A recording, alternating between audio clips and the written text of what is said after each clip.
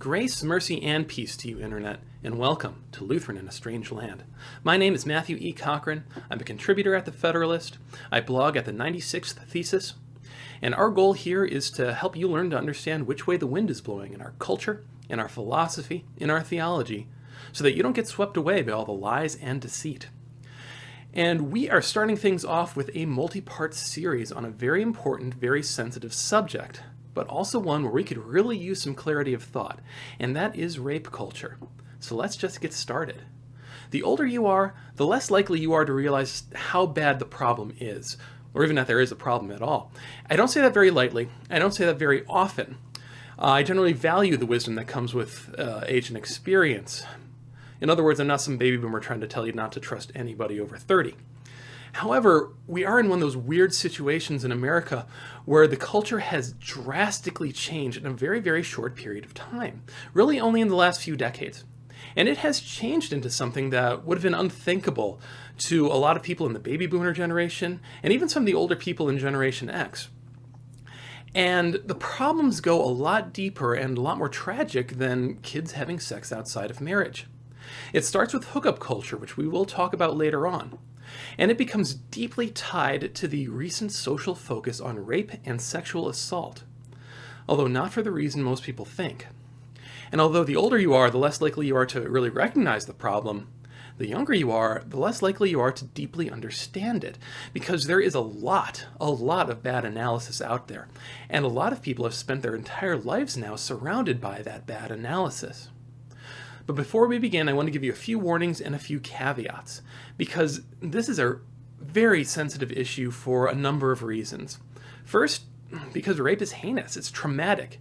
It's the kind of thing that leaves deep emotional scars, and those are the kind of things that make it really hard to grapple with the issue intellectually. Secondly, sexual morality is a sensitive subject in general, especially because of the extent to which most of us just disregard it, and that's myself included. I'm not claiming here to be any kind of paragon of chastity. I'm as convicted by the law as anybody else. Being reminded of it naturally brings up a lot of feelings of shame, again, for most people at this point. More heavily concentrated among younger folks, but true of a lot of older folks as well. And there's a lot of emotional pain, emotional shame that's associated with all these issues. So I want to be upfront about a couple of things first. For one, there are going to be times where I'm a little bit flippant about some of the responses to this issue. And it's not because I don't think the issue is severe, but it's because of how foolish some of our responses have been. It deserves a serious response, but in fact, a much more serious response than what we generally get.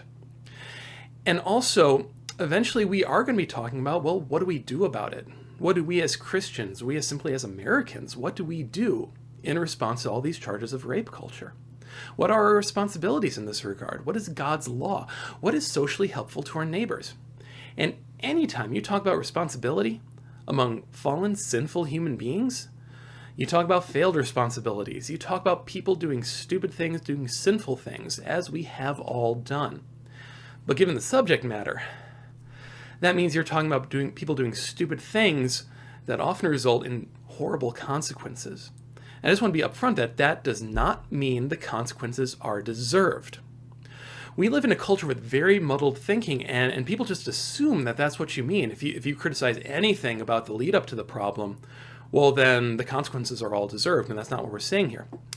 And I want to give you an example of this. I read a story a few years back about a young Canadian woman who wanted to go on vacation in New York City, but she did not want to be paying for a hotel room. So what she ended up doing was she ended up finding a complete stranger online who offered to let her stay with him at his place for free. And she accepted. And she even voluntarily slept in the same bed with the man. And then she was sexually assaulted.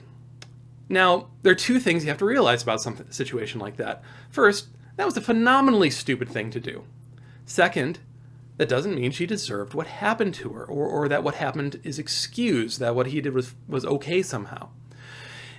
But because of those two things, if we are talking about society and its institutions protecting victims, then when people act in a really stupid way, when they casually abandon far better protection than anything society and its institutions could ever provide, Well, that is a very, very relevant detail.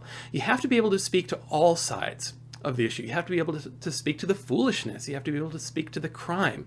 You have to be able to speak to the immorality. Now, the immorality is worse, certainly, but there's only so far that you can accommodate or compensate for foolishness.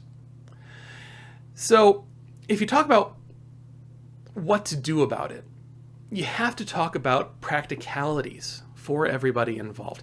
And that's not victim blaming. And that's not building false moral equivalence between poor judgment and rape. It's just the practical reality that we are all in it deep, so we all need to start shoveling. And at this point, whether or not you should have to shovel, that matters a whole lot less than we would like. And one last thing. I want to remind everybody about two very important things. It's law and gospel, because you cannot talk about things that are as wrong as rape and rape culture and hookup culture without also talking about God's law. And because, as Lutherans at least confess every Sunday, we have all sinned in thought and word and deed, well, we're never going to be completely comfortable around the law. But if you find yourself being chafed by God's law, the solution is to look to the cross, because Christ has died for the sins of the whole world. Everything you've done, whether big, whether small, all of it has been paid for by the blood and the agony and the death of Jesus Christ. And whether it ends up being the speck in one person's eye or the log in somebody else's, Christ has plucked all of those out and paid for every last one of them. And that means two wonderful things for all of us. First, you're forgiven. You're forgiven for every sin you've ever committed, no matter how big or small, whether it's wickedness or whether it's just foolishness. Whether there were huge temporal consequences to what you did, or whether you've never given a second thought after you did it. By the grace of Christ, through faith in Him, you are forgiven. And we hear that a lot because we need to hear that a lot. But the second thing that means is vindication for the victims. Because the sins committed against you, you can't just brush those off. You just can't say, oh, no big deal, I'm not going to count it anymore. Those sins are so serious, so bad, that God Himself had to die in order to balance the scales. We don't hear that one very often, but it is nevertheless true. When someone hurts you, God doesn't just shrug it off and say, no big deal, because you're important to Him. What was done to you needed to be paid for by the blood of His Son, and it was paid for by the blood of His Son. And so the gospel, it forgives you before God, and it also affirms that you are of great value in His sight. Temporal justice can't do that. Temporal justice usually fails in that regard, but God does not fail. The law hurts, and if it doesn't hurt you, well, then you are not understanding it correctly.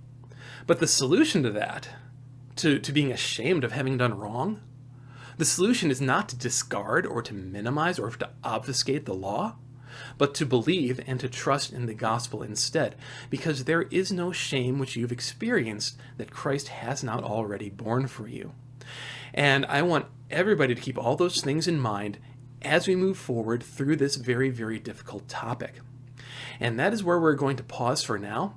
So please like, comment, subscribe, and then move on to part 2, where we start asking the question, what is rape culture?